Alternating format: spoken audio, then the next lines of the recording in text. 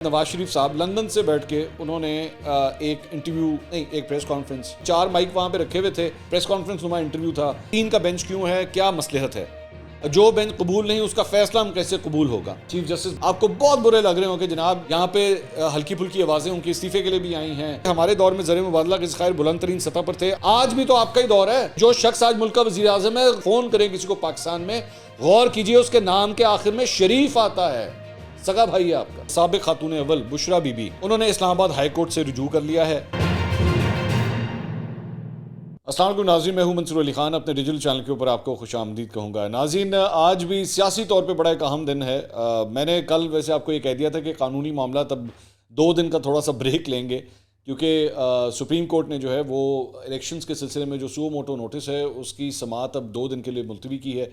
पीर वाले दिन जो है वो ये सब कुछ होगा, लेकिन उससे इन 2 दिनों के अंदर मैंने पहले प्रेडिक्ट किया था कि सियासी तौर पे लगता है कि मामला जो है अब काफ़ी हाईलाइटेड होंगे, और वही हुआ है। इस वक्त जब हम ये वीडियो रिकॉर्ड कर रहे हैं तकरीबन 2 बजे इत्तेहादी जमातों का इजलास जो है वो आज मॉडल टाउन लाहौर में शुरू हो चुका है, और जो हुकूमती इत्तेहादी जमातें हैं, और इसमें सुप्रीम कोर्ट में केस और उसके बाद की सूरत हाल पर जो है वो गौर किया जाएगा। तमाम इत्तेहादी इसमें शरीक हैं, और वज़ीर क़ानून आज़म नज़ीर तारड़ साहब जो हैं कानूनी मामलात के ऊपर यहाँ पे ब्रीफिंग भी देंगे। अच्छा, जहाँ पे इत्तेहादी जमातों का ताल्लुक है, जहाँ पे ये सब कुछ हो रहा है, वहाँ पे पाकिस्तान पीपल्स पार्टी के रहनुमा कादिर खान मंदोखेल, उन्होंने ARY के ऊपर एक इंटरव्यू दिया है, और उसके अंदर हैरानकुन तौर पे उन्होंने हुकूमती यानी कि अपनी ही इत्तेहादी जो पार्टी है मुस्लिम लीग नून, उसे तनकीद का निशाना बनाया है। उन्होंने कहा जी मरीम नवाज़ जब ये कहती हैं कि मेरा इस हुकूमत से ताल्लुक़ नहीं, तो बड़ी मज़े का खेस बात है। और मतलब बाकी भी इस हवाले से जो कुछ भी उन्होंने बयान दिए हैं वो मुस्लिम लीग नून को उन्होंने तनकीद का निशाना बनाया। मैं एक चीज़ नोट कर रहा था, रिसेंटली एतजाज़ एहसन साहब पाकिस्तान पीपल्स पार्टी से ताल्लुक़, लतीफ़ खोसा साहब पीपल्स पार्टी से ताल्लुक़, कादिर खान मंदोखेल साहब पीपल्स पार्टी से ताल्लुक़, लेकिन आहिस्ता आहिस्ता एतजाज़ एहसन साहब की पोजीशन जो है ना शरीफ ख़ानदान के हवाले से कई सालों से एक ही है। मतलब वो ख़ास तौर पे एक इलेक्शन हुआ था, उसके बाद से जो है वो मुस्लिम लीग नून के बहुत ख़िलाफ़ हो चुके हैं। जबकि एक ज़माने में जब इफ्तिखार चौधरी की जो है वो अदलिया बहाली तहरीक चल रही थी, उस वक्त एतजाज़ एहसन और नवाज शरीफ बिल्कुल साथ साथ थे, बल्कि उस वक्त एतजाज़ एहसन को पीपल्स पार्टी से वो इज़्ज़त नहीं मिल रही थी जो मुस्लिम लीग नून से मिला करती थी। एक ये टाइम भी था, और मुझे अच्छी तरह याद है कि नवाज शरीफ ने उस वक्त ये ऐलान किया हुआ था कि एतजाज़ एहसन अगर लाहौर के किसी हल्के से इलेक्शन लड़ना चाहेंगे तो हम उनके मुकाबले में कोई अपना बंदा खड़ा नहीं करेंगे। ये बहुत बड़ी बात थी, ये बहुत बड़ी बात थी, क्योंकि उस वक्त मुस्लिम लीग नून जो है लाहौर के अंदर अपनी बिल्कुल पीक के ऊपर थी, बिल्कुल मतलब अपनी स्ट्रेंथ जो थी उनकी पीक के ऊपर थी। लेकिन इसके बावजूद उन्होंने एतजाज़ एहसन के लिए जो है इतनी बड़ी स्टेटमेंट दी थी कि अगर ये कंटेस्ट करना चाहते हैं। बहरहाल उसके बाद वक्त जो है वो तब्दील हुआ, और करते करते करते करते एतजाज़ एहसन साहब मुस्लिम लीग नून से बहुत दूर हो गए। तो वो जब भी पोजीशन लेते हैं वो बिल्कुल पीपल्स पार्टी से अलग होती है, बल्कि पाकिस्तान पीपल्स पार्टी में होते हुए पाकिस्तान तहरीक इंसाफ के बहुत करीब होती है। इमरान खान साहब के वैसे भी वो नेबर भी हैं, लेकिन खैर ये उनका राइट है, एक उनका वो अपना जो भी ओपिनियन देना चाहिए, that's his right, whatever he thinks, कानूनी तौर पे या सियासी तौर पे। लेकिन रिसेंटली लतीफ़ खोसा साहब को मैंने नोट किया है कि वो भी जो है ना वो बड़ा एंटी मुस्लिम लीग नून जो है जाना शुरू हो गए हैं। और अब ये कादिर खान मंदोखेल साहब ने भी जो है बीच में अपने ये कमेंट्स दिए हैं मुस्लिम लीग नून के हवाले से। तो मुझसे 2-4 लोगों ने जो है वो मुझसे पूछा कि जी ये क्या हो रहा है, ये क्या चक्कर है ये। तो मैंने कहा जी देखें ये नूरा कुश्ती चल रही है, एतजाज़ एहसन साहब नहीं इसमें शामिल, लेकिन बाकी लोग जो है ना ये नूरा कुश्ती चल रही है। और इसकी वजह ये है कि अब आने वाले हैं इलेक्शंस। तो इलेक्शंस के अंदर जो होता है ना वो आप अपने पुराने तादियों के साथ जफा डाल के नहीं खड़े हो सकते, आपको अपनी शनाख्त खुद लेके खड़े होना होता है। जाहिर बात है ये एक इलेक्शन है, यहाँ पे कई हलकों के अंदर जो है ये दोनों जमातें एक दूसरे के मद्दे मुकाबिल भी होंगी, ख़ास तौर पे साउथ पंजाब के अंदर, वहाँ पे पूरा एक दंगल लगना है।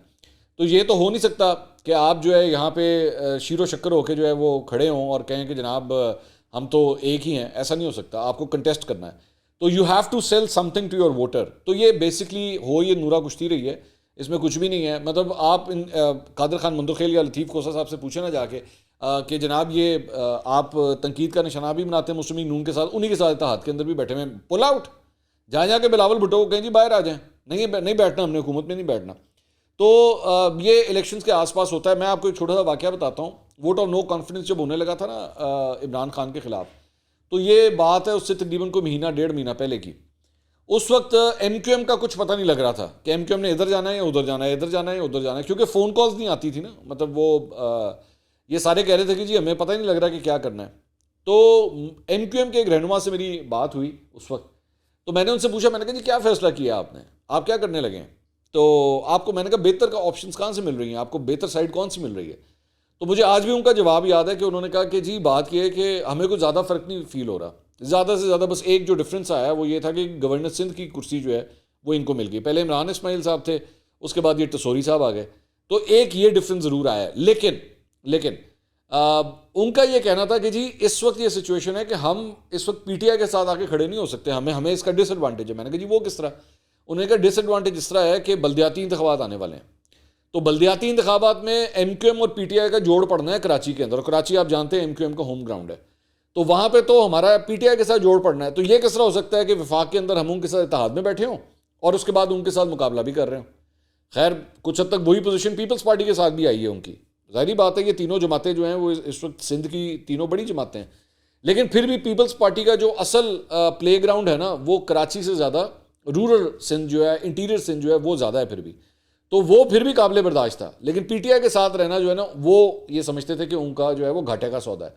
तो यहाँ पे भी जो है चूंकि अब इलेक्शंस करीब आते जा रहे हैं, तो आप अभी से मैं आपको प्रिडिक्ट करके बता रहा हूँ, ये नोट कर लीजिएगा कि ये जितने इत्तेहादी हैं ना ये ची चा चूँ करते करते जो है ना 3-3 4-4 कदम जो है वो पीछे हटना शुरू होंगे और उसके बाद जैसी इलेक्शन हो जाएंगे फिर उसके बाद अपने मफादात की खातिर, अपनी कुर्सियों की खातिर, अपनी गवर्नमेंट्स बनाने की खातिर सारे इख्तलाफात भूल के एकदम इकट्ठे हो जाएंगे।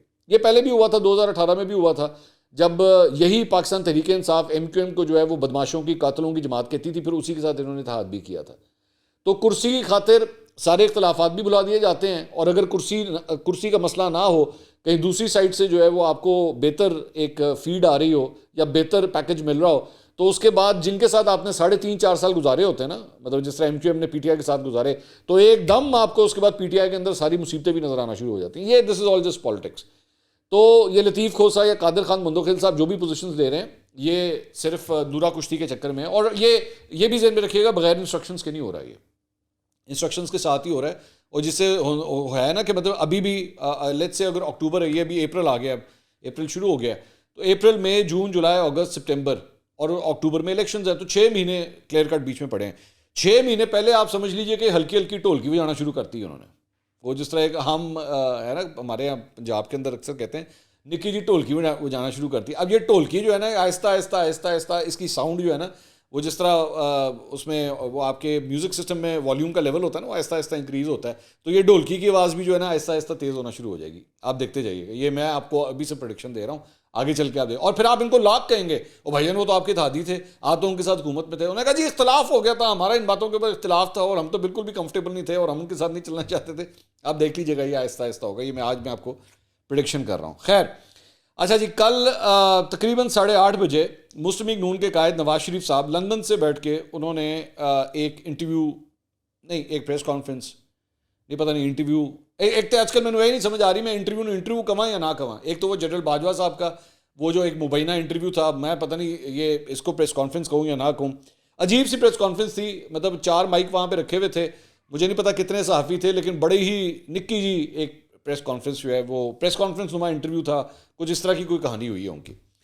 अच्छा, अब मैं उनकी जो गुफ्तगू थी, एक तो उन्होंने उसमें उनका कहना था कि जी 3 का बेंच क्यों है, क्या मसलहत है, जो बेंच कबूल नहीं उसका फैसला हम कैसे कबूल होगा, साकिब निसार और दीगर रिटायर्ड जजेस कौम को बताएंगे कि मुझे क्यों ना अहल किया गया। सो बेसिकली 3 रुकनी बेंच के ऊपर जो है वो नवाज शरीफ साहब ने भी अब अपनी क्लियर कट एक पोजीशन जो है वो दे दी है कि जनाब ये जो भी फैसला देगा, वैसे तो मरियम औरंगजेब ने भी कल ये सुप्रीम कोर्ट के बाहर एग्जैक्टली ये बात की थी कि 3 रुकनी बेंच का फैसला जो है वो काबिल कबूल नहीं होगा, ये उन्होंने कहा था। तो नवाज शरीफ साहब ने भी वही लाइन ले ली है। ये बेसिकली आप इसको समझ सकते हैं कि ऊपर से लेकर नीचे तक जो है ना ये एक बयानिया बनाने की अब ये लाइन जो है वो ले ली गई है। मुस्लिम लीग नून इसी के ऊपर खेलेगी। अब मैं आपको ये बता दूं, मैं इसको पिछले 2 दिन से जो मैंने ऑब्जर्व किया है और जिस तरह मुस्लिम लीग नून की जानिब से बयानात आ रहे हैं, मैं इसको प्रिडिक्ट कर सकता हूं कि इन्होंने अब अपना ये बयानिया बनाना है। इन्होंने इसके अंदर अदलिया के हवाले से विक्टिम कार्ड का बयानिया लेके चलना है, क्योंकि बयानिया कोई नहीं था। ठीक है, आपको पता है इस बात का कि पिछले 15 दिन 1 महीना पहले किसी किस्म का कोई बयानिया नहीं था, समझ नहीं आ रहे थे, सारे एक दूसरे की बैठ के शक्लें देख रहे थे कि हमने क्या करना है। लेकिन अब जो है वो ये बयानिया लेके जो है वो चलेंगे, इवन दो इसमें बहुत से फ्लॉज हैं। मैं आपको ये बता दूं कि मैं इस बयानिए से बहुत सी जगहों के अंदर फ्लॉज मौजूद हैं। मतलब उसमें आप 3 रुकनी बेंच, हाँ ठीक है, आप लाख कह सकते हैं कि जनाब ये फुल कोर्ट क्यों नहीं बना रहे, आप क्यों नहीं बना रहे, फुल कोर्ट बनाना चाहिए, फुल कोर्ट बनाना चाहिए। एंड ऑफ द डे है ये इस्तेकाक सिर्फ और सिर्फ चीफ जस्टिस ऑफ पाकिस्तान का। तानू जहर लगता है, आपको बहुत बुरे लग रहे हो कि जनाब बहुत ही मुझे जो है वो चीफ जस्टिस बहुत बुरे लगते हैं, मतलब यहाँ पे हल्की फुल्की आवाज़ें उनके इस्तीफे के लिए भी आई हैं, ढके छुपे अल्फाज में उनके ऊपर तनकीद भी हो रही है, सब कुछ ठीक है, लेकिन एंड ऑफ द डे आपको मानना पड़ेगा कि ये इस्तेकाक उन्हीं का ही है। आप चाहे जो मर्जी कर लें, अगर उन्होंने नहीं बनाना फुल कोर्ट तो नहीं बनाना, आपकी डिमांड के ऊपर ज़रूरी नहीं है फुल कोर्ट बने, ये फैक्ट है, ठीक है, ये आप इससे इनकार नहीं कर सकते। और ये वही उमर अता बंदयाल हैं जिनकी इज्जत और एहतराम की खातिर हमें क्या कुछ बताया गया था जब नेशनल असेंबली में वोट ऑफ नो कॉन्फिडेंस हुआ था, और उसके बाद उस सिलसिले में जब उसका नोटिस लिया गया था और उस सिलसिले में जब उनको बुलाया गया था तो हमें बताया गया था जनाब इससे बेहतर चीफ जस्टिस कोई नहीं है। और उसी वक्त यही पाकिस्तान तहरीक इंसाफ, यहां पर भी दोगलापन है, यही वो पाकिस्तान तहरीक इंसाफ है जिसने उमर अता बंदयाल और दीगर जजेस की तस्वीरें लंदन की स्ट्रीट्स के अंदर खड़े होकर उनको जूतियां मारी थी कि जनाब यहाँ पे अदालत भी बिक गई तो जज भी बिक गए, तो जज ऐसे हैं तो जज वैसे हैं, ये सारा कुछ हुआ था उस वक्त। और यही लिबर्टी चौक के ऊपर बैठ के इसी अदलिया के खिलाफ जिस किस्म की नारेबाजी की गई, ये रात को क्यों खुली थी अदालत, ये रात को क्यों खुल गई अदालत, ये वही अदालत है। तो बेसिकली अब टेबल्स जो हैं वो टर्न हो गए हैं, सिर्फ एक साल के अंदर ये सारे टेबल्स टर्न हो गए हैं। दोनों ने अपनी अपनी पोजीशनों से यू टर्न मारे हैं, नून लीग ने भी मारे और पीटीआई ने भी मारे। तो नून लीग को एक बयानिया चाहिए था, वो लेके अब ये चलने लगे, और नवाज शरीफ साहब की कल रात की प्रेस कॉन्फ्रेंस जो है ये उसी किस्त का एक हिस्सा था। अच्छा आगे चलें, वो कहते हैं जी जस्टिस मुज़ाहिर अली नकवी का केस सुप्रीम जुडिशल काउंसिल में जाना चाहिए, ये बात सही कह रहे हैं, मैं इनकी बात से एग्री करता हूँ। अगर चीफ जस्टिस वैसे गया हुआ है, इसके ऊपर अभी तक बाकायदा कार्रवाई जो है वो शुरू होनी है। इनिशियली अभी तक सिर्फ जो है वो एफिडेविट्स मांगे गए हैं उन लोगों से जिन्होंने एप्लीकेशंस दी हुई थी, उसके अंदर सिर्फ रेफरेंसेस के लिए एप्लीकेशंस दी थी, सिर्फ उनसे एफिडेविट्स मांगे, मजीद आगे कार्रवाई अभी तक नहीं हुई। और चीफ जस्टिस ने भी इन जज साहब को जो है अपने साथ बेंच में शामिल किया, और ये कहा, उसके बाद इन्होंने कल अपने रिमार्क्स के अंदर कहा भी कि जी इनको शामिल करना एक मैसेज देना था। ये वैसे चीफ जस्टिस का काम नहीं है ये मैसेजेस देना, आपका कतई तौर पे कोई काम नहीं है कि आप किसी को ये मैसेजेस दें। आप ये कहें कि जनाब अच्छा आपने ये रेफरेंस फाइल किया इसके खिलाफ, लो फिर मैं फिर भी इन्हों लेके आवांगा। ये I believe this was a wrong move. मैं इस मूव के और इस रिमार्क के साथ नहीं एग्री करता। उसके बाद उन्होंने कहा अगर चीफ जस्टिस की आंखों में अल्लाह के डर से आंसू आए तो अच्छी बात है, सब मुत्तफिक हैं इंतखाबात से मुतल्लिक केस पर फुल कोर्ट बनाया जाए। जी सब बेशक मुत्तफिक हों, लेकिन ये सब के सब जो है आपके पीडीएम के मुत्तफिक हैं, ये भी ज़हन में रखिएगा। वहाँ पे मुत्तफिक होना जिस शख्स की ज़रूरत है वो है चीफ जस्टिस ऑफ पाकिस्तान। मसला ये है, आपके मुत्तफिक होने से फ़र्क नहीं पड़ता ना, मसला ये है क्योंकि यहाँ पे साइलिन की वजह से या डिफेंडेंट्स की वजह से जो है वो फुल कोर्ट्स नहीं बनते कि वो कहें जी फुल कोर्ट बनाए तो फुल कोर्ट बन जाए, वो इस्तेदाम मुस्तरद हो चुकी हुई है। आगे चलें, उसके बाद उन्होंने कहा जी कि कौम का भी फैसलों पर एतमाद नहीं है, सिर्फ एक शख्स है जिसका एतमाद है, उसका नाम इमरान खान है। क्या इमरान खान के लिए सारे फैसले करने हैं? क्या तमाम फैसले इमरान खान के हक में कर रहे हैं? उन्होंने कहा कि साकिब निसार जब चीफ जस्टिस थे तो उनकी ऑडियो लीक मौजूद है जिसमें उन्होंने कहा कि नवाज शरीफ को और मरियम को सज़ा देनी है, इमरान खान को लाना है। अब ये भी एक बड़ा फ्लॉड आर्गूमेंट है नवाज शरीफ साहब का, वो इस तरह कि उस ऑडियो के ऊपर एक कंट्रोवर्सी है कि वो ऑडियो साकिब निसार साहब नहीं मानते। आपके भाई इस वक्त प्राइम मिनिस्टर हैं, ठीक है, आपके भाई ने अभी तक इसके ऊपर जुडिशल इंक्वायरी क्यों नहीं करवाई? करवाएं, इस ऑडियो की फॉरेंसिक करवाएं, साकिब निसार को बताएं कि नहीं जनाब ये आप ही की ऑडियो है और ये जेन्युइन रिकॉर्डिंग हुई हुई है और ये फलां बंदे ने रिकॉर्डिंग की है। तमाम कानूनी तकाजे पूरे करें ना, इन तमाम चीज़ों को अपनी पॉलिटिकल पॉइंट स्कोरिंग के लिए इस्तेमाल मत करें। लोगों को बराए मेहरबानी उनकी आंखों में जो है ना ये धूल मत डालें, सही तरीके से बात करें। शहबाज शरीफ साहब आपके अपने सगे भाई जो प्राइम मिनिस्टर हैं वो अब तक इसके ऊपर क्या कार्रवाई कर चुके हैं? कुछ भी नहीं किया उन्होंने। आगे चलें, सब मुत्तफिक हैं इंतखाबात से मुतल्लिक के। अच्छा उसके बाद इन्होंने कहा उन्होंने कहा जी इसकी भी तहकीक होनी चाहिए। वही मैं बात कर रहा हूँ ना भाई, आप अपने भाई को कॉल करके कहें ना इसकी तहकीक होनी चाहिए। आपके भाई से ताकतवर आदमी कौन है इस वक्त, और कौन और किसने करना है? आखिर नरेंद्र मोदी तो नहीं आएगा वहां से, या उधर से जो बाइडन ने तो आके नहीं करना, आपके भाई ने करना ना, वो वजीर आजम है। उसके बाद उन्होंने कहा कि जी ये कौमी मसला है, ट्रक या रेडी वाले का मामला नहीं है, कौम आंखें खोले, इसके साथ भयानक मजाक हो रहा है। अच्छा अगर कोई गलत फैसला आया तो $500 का हो जाएगा। बिल्कुल इसी तरह की बात आज से 1 साल पहले इमरान खान साहब कहा करते थे, जो $180 का था आज $280 का है। क्या वो गलत फैसला था फिर? क्योंकि गलत, आपके मुताबिक गलत फैसलों से डॉलर का रेट बढ़ जाता है। तो डॉलर का रेट तो पिछले आपके अपने हुकूमत के अंदर जो है $100 बढ़ चुका है, तो वो गलत फैसला था क्या?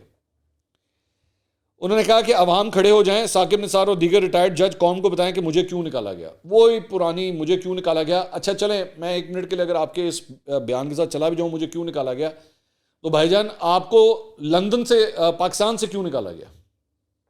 इस सवाल का जवाब दे दीजिए। आपको पाकिस्तान से क्यों निकाला गया और अब आप लंदन से वापस क्यों नहीं आ रहे पाकिस्तान? ये तो आपको किसी ने निकाला ना, आप अपनी मर्जी से गए हैं। आप अपने सगे भाई की हुकूमत में वापस नहीं आ रहे। इसका जवाब दें, आपको क्यों निकाला गया और किसने निकाला और किस तरह निकाला? उसके बाद ये कहते हैं कि जी जस्टिस शौकत सिद्दीकी ने जो बातें की, क्या उसका नोटिस लिया गया? बिल्कुल ठीक है, ये पॉइंट ठीक है आपका, ये आपका पॉइंट बिल्कुल ठीक है। जस्टिस शौकत सिद्दीकी ने जिस किस्म के बयान दिए हुए हैं, इस पर पूरी तरह तहकीकात होनी चाहिए और उनका केस आगे नहीं चल रहा। ये बिल्कुल हकीकत है, ये इस पॉइंट पे मैं आपके साथ हूं। आगे फिर कहते हैं क्या जनरल बाजवा की बातों पे नोटिस नहीं बनता? बिल्कुल बनता है। मैं बिल्कुल कह रहा हूं, जनरल बाजवा ने शाहिद मेतला को जो इंटरव्यू दिया है उसकी पूरी तहकीकात होनी चाहिए, लेकिन उसके लिए भी आपको सिर्फ अपने भाई को एक फोन करना और कहना है जी जुडिशल कमीशन बनवाओ, फुल थ्रॉटल की इंक्वायरी करवाओ, ISI भी बिठवाएं उसके अंदर, MI भी बिठवाएं उसके अंदर, पूरी तरह तहकीकात करवाएं।